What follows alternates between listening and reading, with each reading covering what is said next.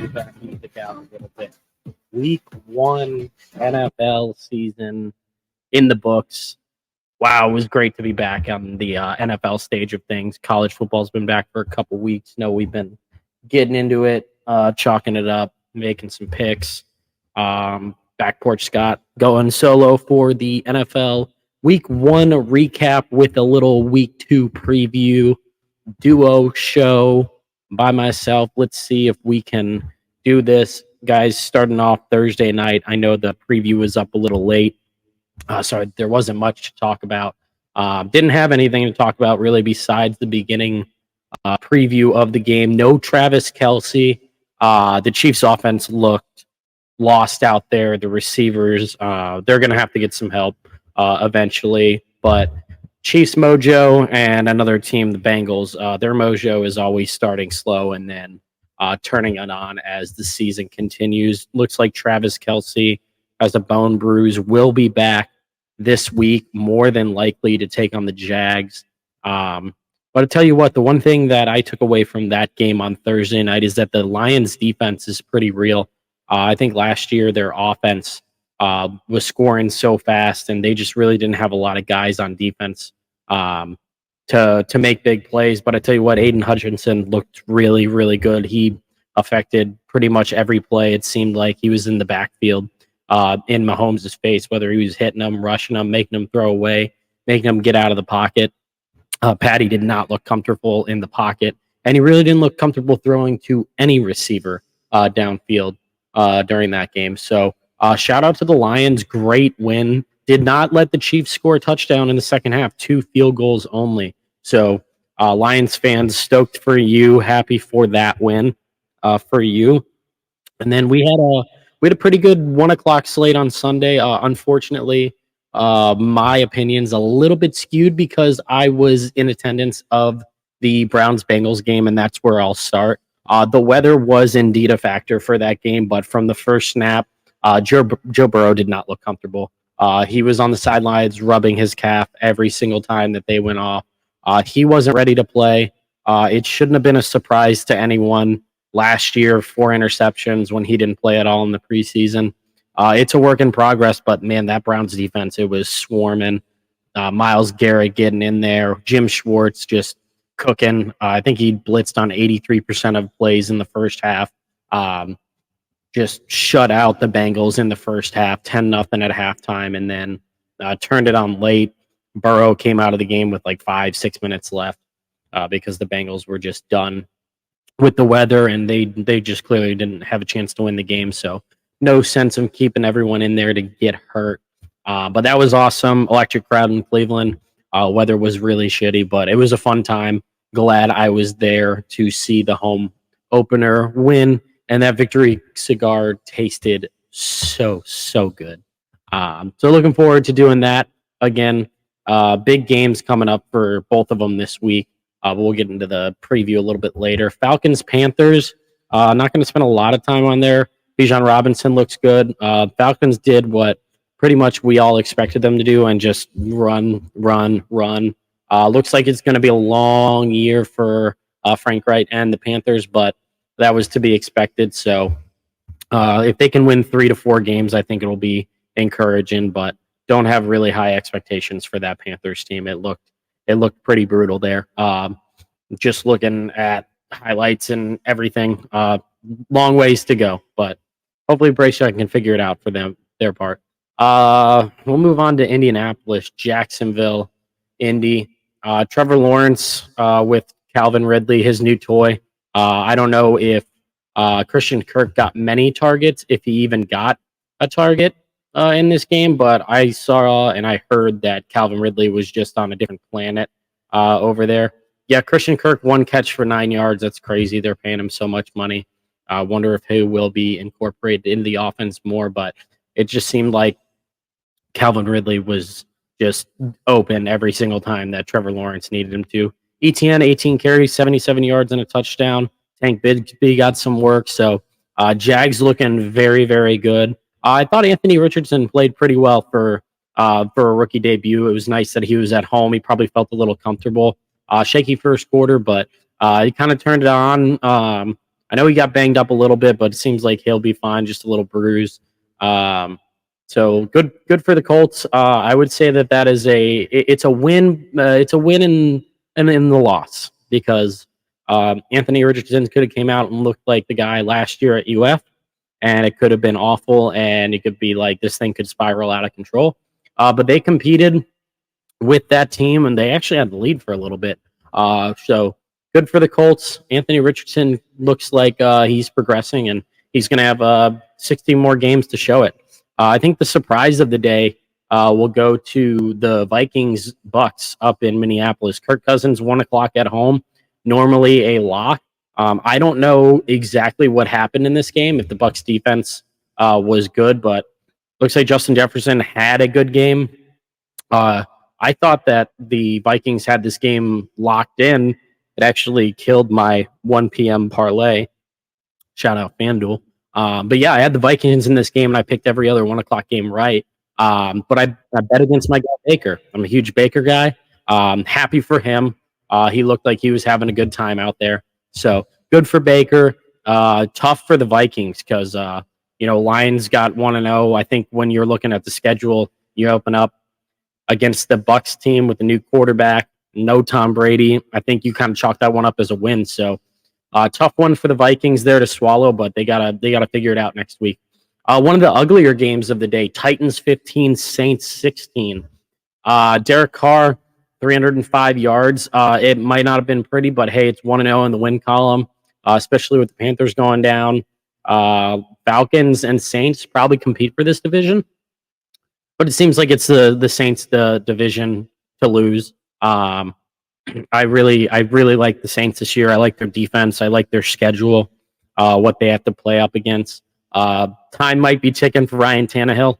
We'll get into that in a little bit. I think Ryan Tannehill is an option for a trade if things start spiraling a little bit for the Titans, but we'll get into that a little bit later when we go preview side of this. My favorite game of the 1 o'clock slate, besides the one that I was in attendance, 49ers 30, Steelers 7.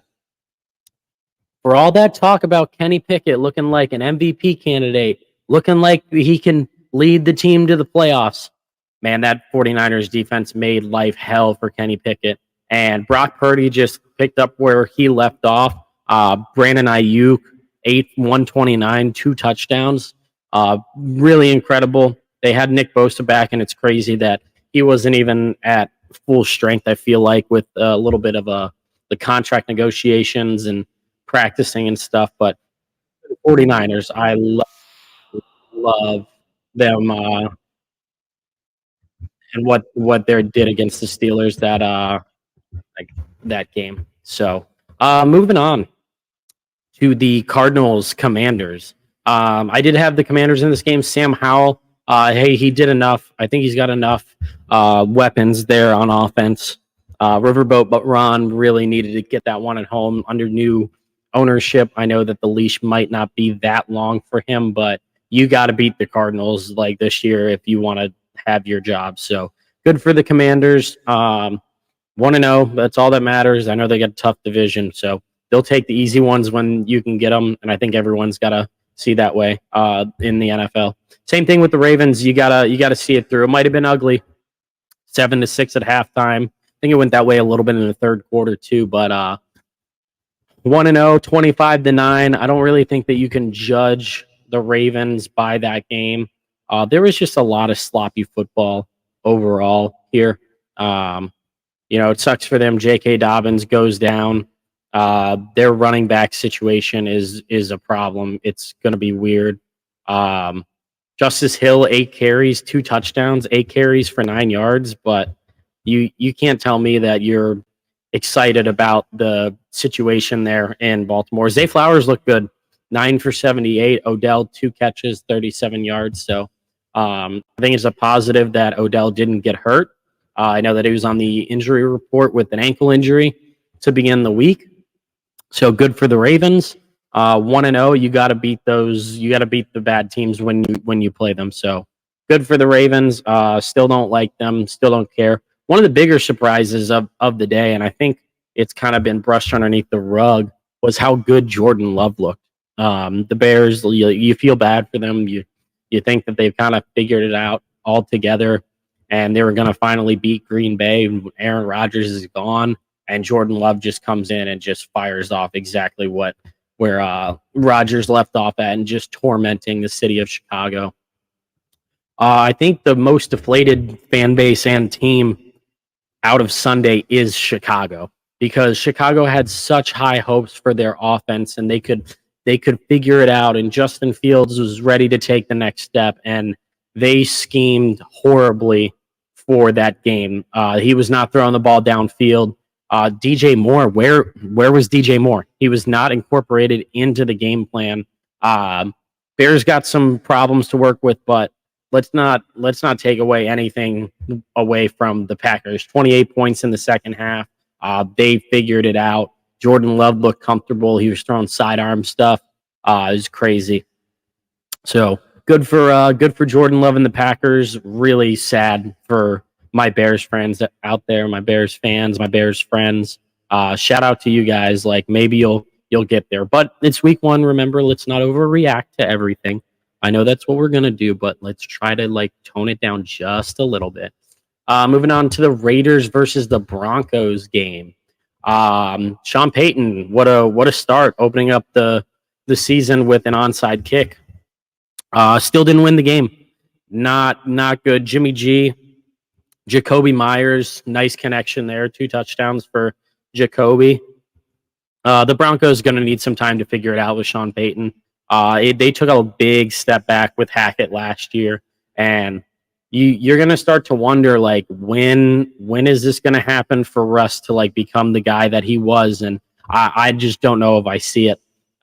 Russ had a top 5 scoring defense for years in Seattle. He had weapons. He had a top running game. He had a great offensive line. And now he's older and he's not as mobile, and I don't know if it's going to work out, but if it doesn't, my God, one of the worst contracts that we've seen in a while. We're talking Albert Hainsworth territory with how bad that contract is. So Broncos, especially in that division, you got to win. They could have got up a game with Kansas City faltering on Thursday night. That's a real gut punch. But hey, good for the Raiders, good for Las Vegas, but the patience in Denver has got to be getting thin. If it were up to me. One of the weirder games in the afternoon, Eagles Patriots. The Eagles were up 16-0 on New England, and then something happened and they just couldn't figure out how to score. Mac Jones looked pretty bad early, and then he figured something out. So if you're a Patriots fan, I feel like you're a little encouraged by that. I think you're encouraged at the way the defense responded in the second half. Had a chance to win the game, really. So the Eagles are adjusting to some coaching changes. Sirianni addressed that he was not happy with the way that he handled the preseason with the guys and their playing time. So that's kind of strange. I get it, but you should have known that was the way that it was going to go. Everyone's going to be rusty if you don't play football since February. So live game action, at least. I don't care about joint practices. I really don't care about that. Week 1 is different than even the preseason. It's a different speed. It's a different tempo. It's a different game that they're playing. So Eagles 1-0, Patriots gut wrenching loss, but hey. You had a chance. You got to be a little bit encouraged if you are a Patriots fan, for Mac Jones's purpose, because this is a huge season for Mac Jones. The best game of the day, I would say, the Dolphins Chargers. I think everyone came into this game thinking that this game would be great, and it lived up to the hype and exceeded the hype. Tua was awesome. Tyreek Hill is literally unguardable, and Justin Herbert is still a loser. I saw a mind-boggling stat yesterday about the Chargers. It was teams that have thrown for 300 yards, rushed for 100 yards, gave up less than 100 rushing yards. won the turnover margin by 2 and didn't turn the ball over were 110-0 in those types of games, and the Chargers found a way to lose it. Brandon Staley's a loser. Justin Herbert's a loser. This is going to spiral out of control for them. Like, cool, yeah, Justin Herbert can put up video game numbers, but you know what? They were up 28-0 against the Jaguars on the road in the playoffs, and they lost that game. They were up in this game, and they're just a bunch of losers. That's what it is. That's what it comes down to. Justin Herbert's a loser. Brandon Staley's a loser, and nothing's going to change. Kellen Moore, you might be a head coach here very soon, maybe by week 6 or 7, depending on how much they let this rattle. So over to the other side of LA, where the Rams were in Seattle. This was a big surprise of the day, probably second to the Jordan Love story. Geno Smith got his contract. Everyone was like real happy about it. No one was really high on Matt Stafford coming into the season, and they just mollywopped him. Rams defense shut out the Seahawks in the second half. Geno Smith was afraid of Aaron Donald. I mean, I would be afraid of Aaron Donald too, but like Geno Smith, come on, you can't be screaming on microphone about him, like coming at you. Like, that's his job. His job is to sack the quarterback. You are the quarterback. You should have expected that. 30-13 final. Seahawks. I wouldn't panic just yet. Week 1, but you got to be a little bit concerned getting whopped by a divisional team like the Rams when there's not a lot of expectations with them this year. There's rumors that they might be even selling off more pieces, but I mean, hey, only can go up from here. And then the disappointing Sunday night game for Giants fans, and it's probably going to go this way for the Giants. They had a very good rookie year under Brian Daboll, but everyone that has a second-year head coach always takes a step back. And I don't believe in Daniel Jones. There's a lot of people that do. I am not one of those people. I really like the Cowboys defense. They won this game 40-0, and Dak didn't even throw a touchdown pass. Like, that's how good this defense, and obviously they had the special teams step up huge for them early in the game. Kind of really set the tone of the game. So good for the Cowboys. The Giants, yikes. If Daniel Jones can't figure it out, there are going to be some pretty unhappy people in Giants Nation. Not as unhappy and sad as the other part of New York is in the Jets. You never like to see a quarterback go down, no matter who it is. I cannot stand Aaron Rodgers. I think he's so cringe. I can't stand the hype around the Jets. I thought they were going to be a dumpster fire. Like, I know their defense is good, but I just thought that everything with Hackett and Rodgers and the way that their receivers are, I just don't have a huge love fest for them like the national media does. But I will tell you what, the Jets defense is for real. We knew that. But the bigger story here, I'm not trying to take credit away from what the Jets did. But that was an inexcusable loss for the Bills last night. Josh Allen, or should we start calling him Mr. Turnover? Since the start of week 1 last year, he's had 39 turnovers in the 18 games that he's played. Absolutely embarrassing. Their coaching, they had this game locked up in the bag. It was 13-3 at half. They just didn't find a rhythm on offense. But my biggest gripe with the Bills is the fact that their coaching staff has done the same thing for 3 years, and they can't figure it out. Their offensive line can pass block, but you got to get these guys to establish the run and get a rhythm. There's a reason why your running backs are terrible. James Cook is very talented. I'm not trying to say that he's not a talented back, but you cannot expect him to get 1 carry per drive and end up like getting into a groove. Like, there's a reason he's going to have 8 carries for 30 yards every single game. Like, you have to realize that you can't just go shotgun and let Josh Allen go Madden mode and just, like, pardon my taste, says, like, mash all the buttons. Like, you have to establish the run, and you saw it in Cincinnati last year, or against Cincinnati. I think it was at home. Yeah, I'm pretty sure the game was at home. They got dogged by Cincinnati because they just dropped back into coverage and they didn't worry about the run game because they know it wasn't going to happen.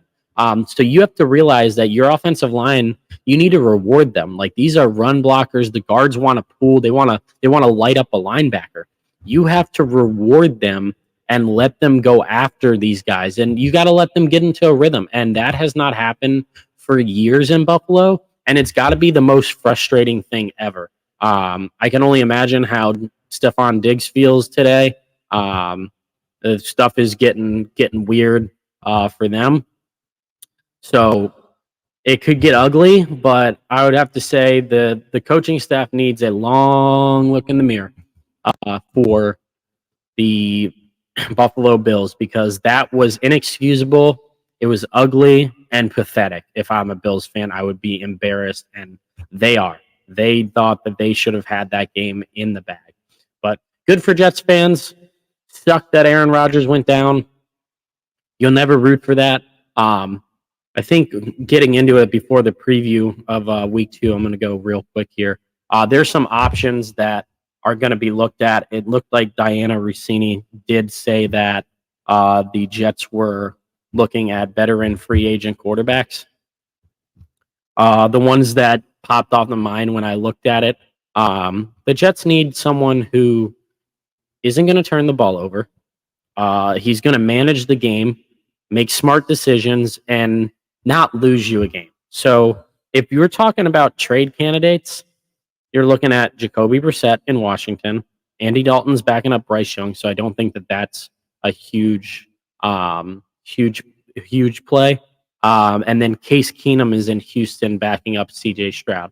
So both those guys are there to mentor the younger guys. So Jacoby Brissett is on the board. If the Rams didn't win, I heard Matt Stafford might have been on dangling the block a little bit. I know his wife doesn't like LA, so maybe she likes New York, and that would be a thing. But I mean, they just whopped the Seahawks, so I don't think that Stafford is a viable trade option. But if you look at the free agents, names that have been brought up is Carson Wentz. I do not like that fit at all. Colt McCoy, he's Colt McCoy. He's a backup quarterback. Do I think that he could do it? Yeah, but I don't know if they go to Colt McCoy. Joe Flacco was with New York last year, so he's familiar with Saleh. He's done it, like he's been a pro before. The one that I think is the leader of the clubhouse is Nick Foles. Nick Foles is not crazy old. I think he's 33. He's won a Super Bowl. He's done it with a great defense. That Philly defense was awesome when they won the Super Bowl. So I think Nick Foles is there. And then I know that he allegedly retired, but Blake Bortles did have his best season as a quarterback under Nathaniel Hackett in Jacksonville when they went to that AFC title game and lost to the Patriots.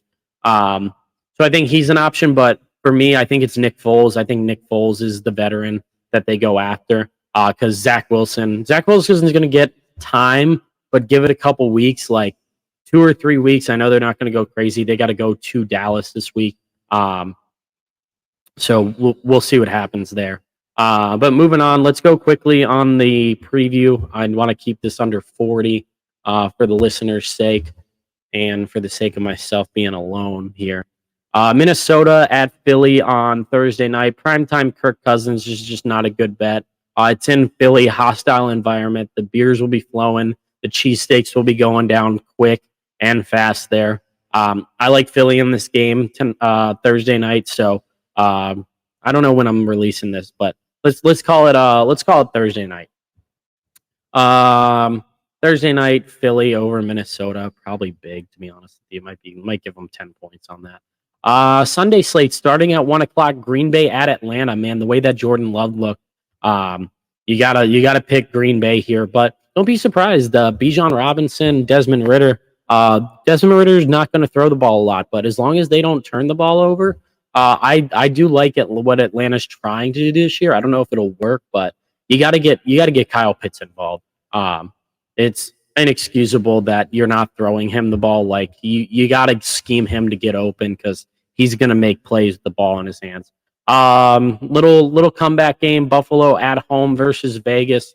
Man, the Bills cannot go to 0-2. I expect them to rebound. I expect them to try to run the ball. I hope at least, because if they don't, they are legit insane. You got to get some confidence back for Josh Allen. He looked a little bit concussed. I'm not going to lie. But this is one of the games that I alluded to earlier in the recap of Week 1. Baltimore at Cincinnati. Baltimore 1-0. Cincinnati 0-1. Division game, gonna be tough. It's in Cincinnati. Joe Burrow's still nursing the knee a little bit, or the calf. Was rubbing it all game on the sidelines every chance that he could get. Baltimore has a chance to sneakily go 2-0. That would be great for them. Realistically, I think I do want Baltimore to win this game. Hard to pick against Cincinnati at home, but I am going to take Baltimore in this game because I think Lamar and that offense is healthier. I think they'll figure out the running game, and until I see Joe Burrow healthy this year, I don't know if I can pick Cincinnati. So maybe it'll be this week. Maybe it'll take them a month like it did last year.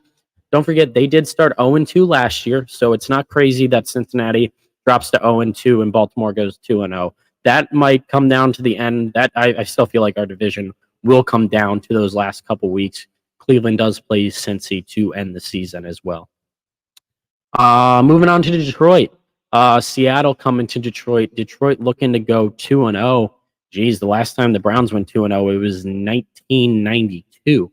I wasn't even born yet. So I don't know when the last time the Lions had a chance to go 2-0, but I feel like they might have had some times in those Stafford years, but it also could be a long time as well, because I know their franchise is very similar to us in Cleveland. I will be taking the Lions at home. I don't like Seattle coming from the West Coast to the East Coast. I don't like the way that they looked last week. Next game on the 1:00 slate looks like it's the Chargers at the Titans. I know I just said I don't like the West Coast to East Coast, but Ryan Tannehill versus Justin Herbert. This is a coin flip. I might have to flip it. I think Ryan Tannehill is also a candidate to get traded to the Jets. I don't know what Tennessee's read on Will Levis is, but Tannehill did not look good last week.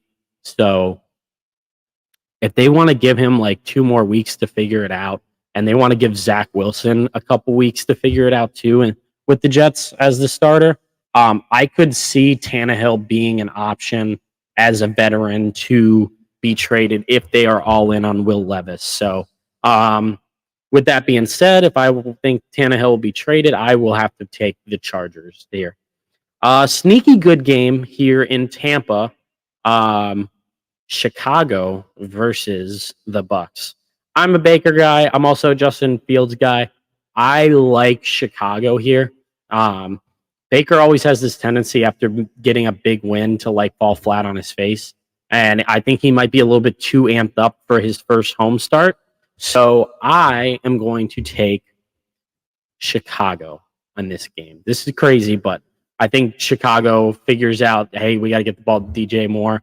Let's make that happen. My favorite game of the week is a 1:00 game, and it's Trevor Lawrence versus Patrick Mahomes.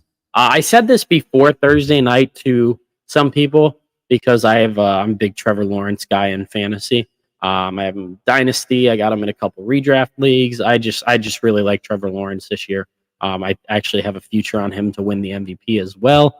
So that might be a little bit biased towards the Trevor Lawrence love, but I think that they could give Kansas City a run for their money. Like you saw it last year in the divisional round. Jacksonville gave Kansas City everything that they could get. The good thing for Kansas City is they do get Kelsey back more than likely. It's looking like 90% right now as of this recording that Kelsey is back. But they also get Chris Jones back. I don't know how much football shape he is in, but I think Chris Jones being back will help them a lot. But I do like Jacksonville at home. I'm taking Jacksonville. Like, give me the Jags. We're jagging off over here. The snoozer of the week in the 1 o'clock window to wrap us up is Indianapolis at Houston. Rookie quarterback matchup, going to happen for a long time. This is fun. 3 rookie quarterbacks in that division. So Levis isn't starting, but you get what I mean. I like Houston at home here. I like DeMeco Ryans' defense. I think that they got a little rust off Stroud. I think Richardson played a little bit too good for a rookie, and the rookie roller coaster, it goes up and down and up and down. I love Houston in this game. You could go to it if you're a Houston fan for $24, so that's great. Going out west for the 4 o'clock game, San Francisco 49ers versus the Rams. Guys, I don't think I'll pick against San Francisco all year, except for week 5 when they play the Browns, but even that's a little bit of a stretch. I love their defense. I love their offense. I love Brock Purdy. I love Kyle Shanahan. They're my Super Bowl favorites this year. I just love everything that they do in San Francisco, and I'm going to stop slurping them right now and just pick them and move on to the next game because that's what we need to do. Giants versus Cardinals. Going out west, the Giants, after a disappointing loss, reset, get back to it. Daboll is a great coach. I think he'll rally the troops.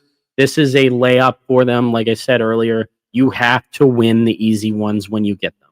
They don't happen often in the NFL, but Arizona is not trying to win games. So Giants, go to Arizona, win the game this weekend. Go be 1-1, and everyone will be fine. The Jets, man, if they lost that game last night and if they lost Aaron Rodgers, this could have gotten ugly and to be 0-2. But luckily, they're 1-0. They're playing with house money. Going to Dallas in September is like one of the hardest things that you can do in sports. That defense is legit. The Jets' offensive line is horrible. I might take Dallas defense anytime touchdown again because I feel like Parsons going to get in there, strip sack, take it back. So I'm taking Dallas in that game. I actually don't think it's going to be close. Zach Wilson might be calling for his mom after this game. Going to Washington at Denver. There's no way that Denver can lose this game.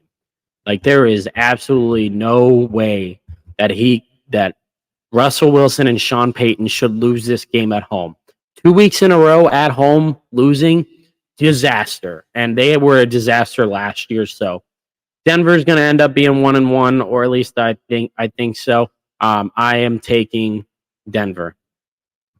That's the end of the 4 o'clock slate. So let's go to Sunday Night Football. Miami going to New England. If you recall, I think this was a Sunday night game last year as well. I want to say it was a snow game. I think they were wearing the teal jerseys, if I remember properly. But it was an awesome game. These two divisional opponents, they go at it. Defense looked good for Bill Belichick in the second half. However, I don't think that they have anyone that can stop Tyreek Hill. And until someone proves that they can do it or Tua is not healthy, I do love Miami this year. I think that they have a chance to win that division. But it all depends on Tua's health. So right now, Tua is healthy, so pencil me in as a Dolphins fan for this one. Weird week 2 Monday night games here. Doubleheader on Monday night. This is so strange. I think you have 2 different ends of the spectrum as well. With New Orleans playing Carolina.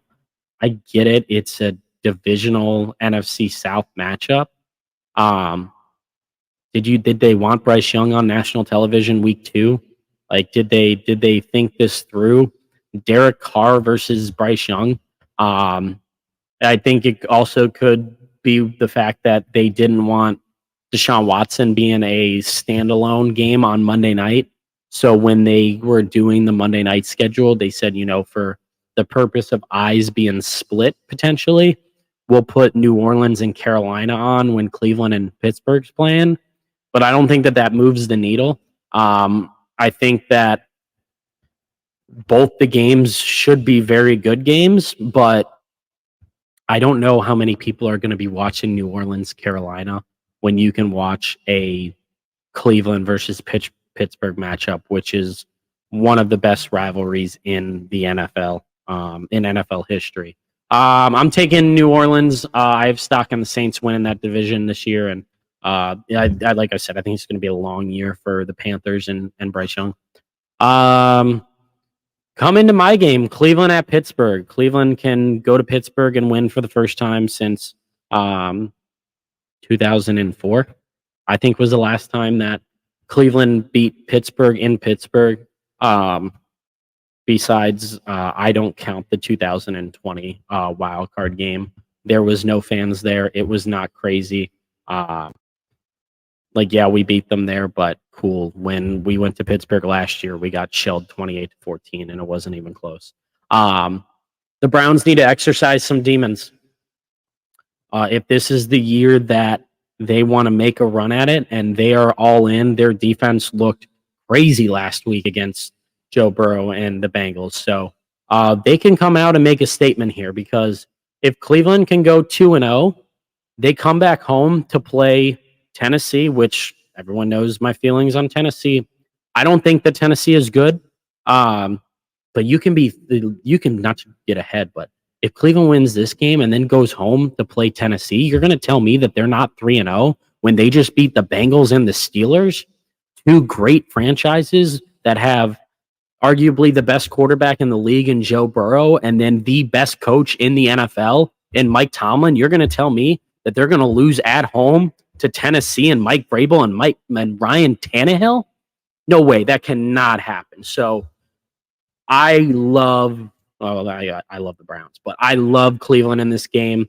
Kenny Pickett was in shambles last week against Nick Bosa and that defense. Our corners made life hell for the receivers in Cincinnati. They will do the same thing. I would do the same game plan this week. Don't let anyone get any room. Stop the run. Pittsburgh couldn't run anything last week. I think Najee Harris had 8 carries total. Kenny Pickett looked scared in the pocket. Hopefully there's better weather for the purpose of the passing games, but so we can actually judge if Deshaun Watson is back or not, because it just could not be judged last week.